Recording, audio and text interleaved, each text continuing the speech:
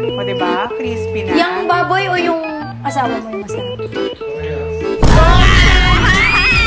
Ayun, tulungan mo siya mag-join force kayo.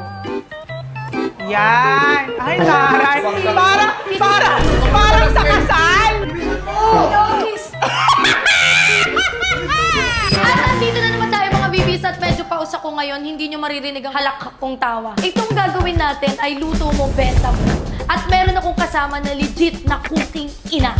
King ina. At ang kasama ko ngayon para maibenta ko tong paninda ko ng mga mahal, nagsama na ako ng legit na chef. Please welcome, Chef Hazel! Hi! What's up, mga baby? Sayang, hindi ko masasabayan si Chef ng ano kasi paus ako pero kaya ko yan. Kaya nga, kulang yung energy. Kailangan todo-todo mo. Kailangan may paganyan. Gawin natin. Oh, sige. Hi! What's up, mga cooking ina? Finally!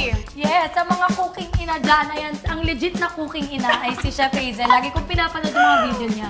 Dahil nakakatawa ang mga, hindi lang siya basta nagluluto, yung mga sinasabi mo nakakatawa. Ay, mga kitchen terminologies Oo. ko. Wamba. Meron akong nakuha sa'yo na galing sa'yo yun eh. Oh, well? Oh, yung mga owel, yung mga iahon na natin sila sa kahirapan.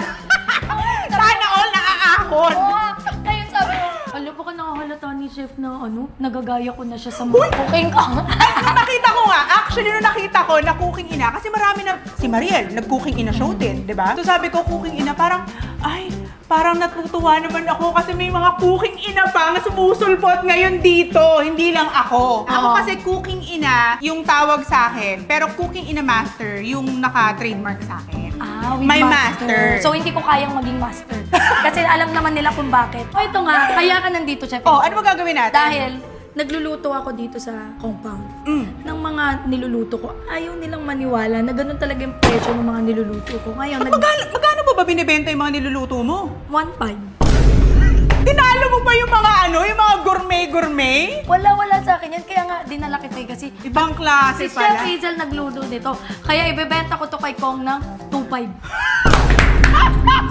Mas mahal pa pala. Ano mo sabi sa akin ni Kong dati? Hindi ko ba kormahin din sa mga presyo mo? Hindi, at least ngayon, madja-justify ko dahil isang Chef Hazel ang kasama ko ngayon. At Wala ang yun. lulutuin namin ay... Sisig! Dahil magluluto tayo ng sisig, kailangan natin ng karne. At ang gagamitin natin, ano bang paborito mong karne sa sisig? Actually, pressure kasi ako kasi hindi ko alam kung ano yung parte na nandun ka. Nahihiya ako na nagluluto ako, hindi mo alam yung parte.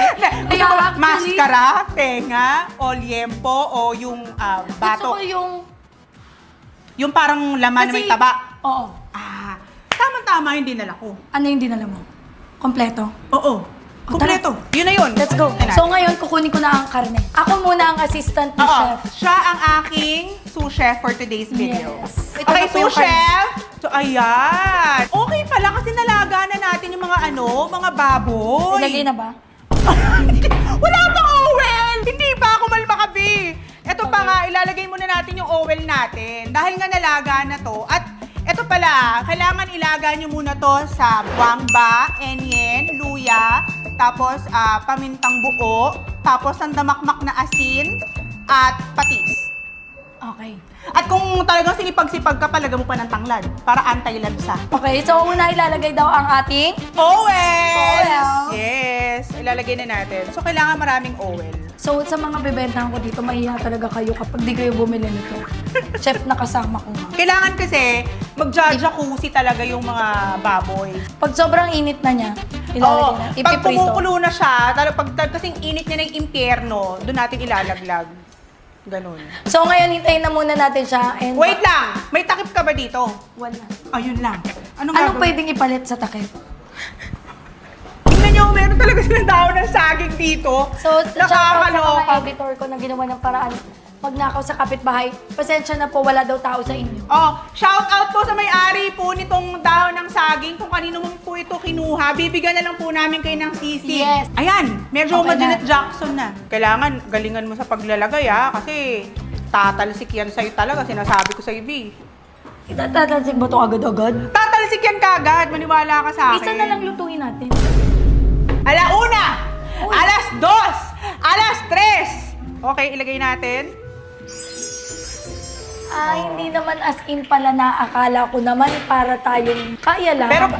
Pero paputok-putok na rin yan. Malapit na yung pumutok. Hanggat hindi pa siya pumuputok, lagyan mo na. Tapos hayaan lang natin yung mag-crispy hanggang magkayumanggi sila. Uy, ang sarap, ang dami. Alam mo, natutuwa ako ngayon nang napuno ng ganyan yung kawa ko. Kaya- Nakakaya naman kay Chef, nag-aaya-aya ako ng ganitong luto-luto, tas ang pantakip sa akin. Okay lang yan kasi makukumpleto mo rin yung gamit mo. Alam mo, ganyan din ako nagsimula Okay. dati. Itakip natin Wala akong ganyan. gamit. Ayan! Perfect! Kasi nga tingnan nyo guys, kasi ang napundar ko pa lang dito sa show na to, itong steak. Ito, no? Tuwan-tuwa May nga ako, may stainless stainless ka na. Kasi sabi ko, Chef, to nakakaya naman. Ang ginagamit lang ng table lifetime. Foldable. So sabi ko, pabili naman tayo ng ganito. So ito, ang nakulangan ng budget, takip. Takip. Ang pinakaayaw ko pa naman pakiramdam yung napaso. Kasi ang ano niya eh, Mahapdi, hindi mo ang update niya na ang tagal. Matagal siyang mawala. At saka hindi, syempre dahil babae tayo, ang hirap para sa atin na magkaroon ng mga peklat mari. Diba? Sa'yo, ma'am, kasi ang kinis mo. Sa akin, hindi mo masyado mahalata yan. Pero ang pinakaayaw ko, yung feeling nung hapdi. Oo. Tapos pag nabasa ka, di ba? Tapos Parang minsan, mas sumahapdi. nagkakatubig pa, no? Totoo ba na lalagyan ng toothpaste? Hindi totoo. Parang mas lalo siyang, maiirita lalo yung skin mo. So, kailangan burnt ointment talaga. Ako kasi toothpaste. Di pala tama. Ito na yung asawa ko mala Jurassic Park yung balat. Hello po. Siya kasi si Kosa. Siya yung magaling magbaliktad ng mga lechong kawali. Anak, Yes. wait lang ha. Pwede na daw ba siyang pumasok? Gusto ni Kidlat sumama. Sabi ko mamaya kasi nagtitilamsik pa. Malapit na, 5 minutes. Malapit na lang, malapit na. Love, tingnan mo si Chef. O, tingnan nyo. Nung magbabaliktad na, tinulungan siya ng asawa niya. Oh, tulungan mo rin ako. Akala mo eh, kasing balat ni Alden Richards eh. Ayan na. Mali itong ano ko, papunta dito. Hindi pala pwede to. Galing na asawa ko. Asawa ko yan, oh! Thank you, sir. Thank you so much. Yung asawa ko kaya ang next mo. Lab, may tatanong si Chef. Halika dito, daddy ko. Kasi sabi ni B sa akin, ano daw, pangarap daw niyang matulungan mo siya sa pagluluto niya. Kasi parang yun yung fantasy niya eh. So, Hindi kasi... Oh, yan. Ikaw kasi pinag-away mo pa kami. Mali ka eh. Mali Hindi, pala ako. sabi niya kasi, asa na yung asawa ko? Kasi babalik rin. Sabi ko, asawa ko naman kasi yung asawa ko tutulungan din ako niyan. Go, pakita mo. Napasubo. Kailangan na siyang iahon dun sa mantika. Shield ka ba dyan? Kaya mo yan. Hindi naman yan pumuputok eh. Hindi na siya puputok kasi luto na siya. Pero baka tumalisik siya. O, diba? Crispy na. Yung baboy o yung asawa mo yung masarap? Parehas. Yan.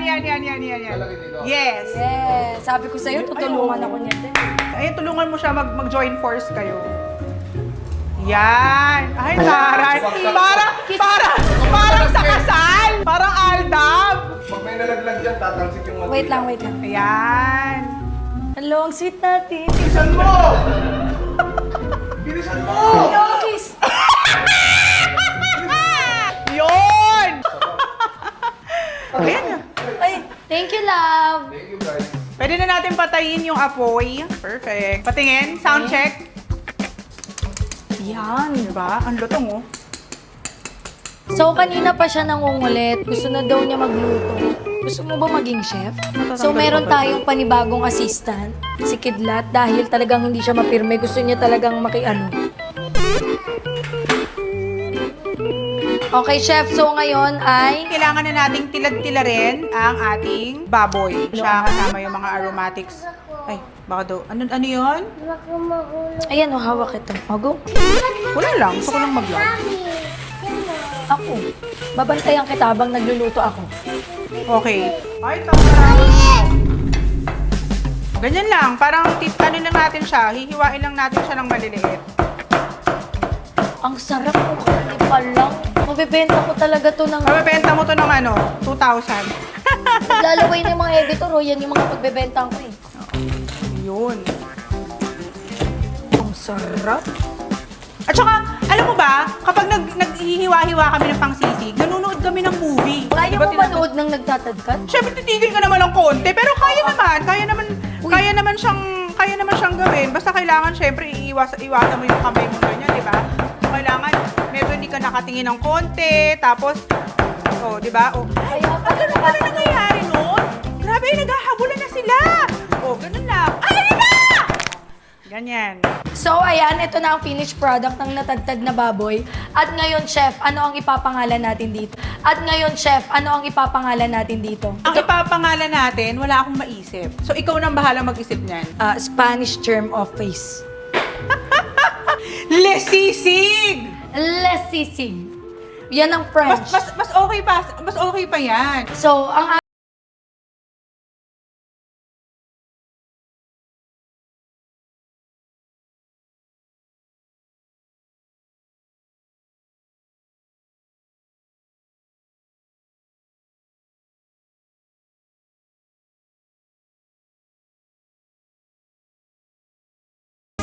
Gawin natin yung lesisig natin ng mapayapa.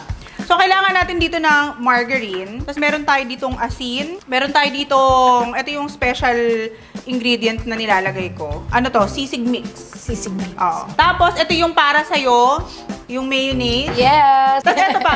Syempre, wala namang sisig kung wala tayong kamalansi. Okay. Oo. Grabe, tapos pampulutan mo to. Correct. Talaga. Beer. Sakto Sarap nagbe-beer sila po ngayon. Ayun, sakto. Ayan. Okay na sa ito. Yes. Okay. Uy, ang sarap nung amo. Oo, tapos haluin mo na muna to para mag-distribute na yung para mamaya yung pampalasa natin, mabalanse na natin. Dami mo nilagay asin ha? Parang sakit sa bato, aabutin mo dyan, te. De, konti na lang siguro yung toyo na ilalagay. Uy, ang sarap. Tikman ko na.